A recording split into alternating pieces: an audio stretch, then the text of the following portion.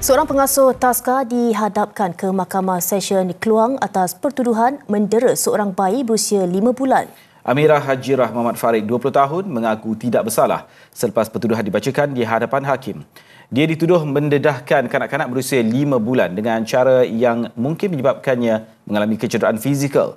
Kejadian 8.30 malam 8 April hingga 7 pagi keesokannya berlaku di sebuah taska kuartus Hospital Encik Besar Haji Kalsum. Tertuduh dibenarkan ikat jamin RM8,000 selain perlu melapor diri di Balai Polis setiap bulan serta tidak mengganggu saksi. 13 Jun tarikh sebutan semula kes.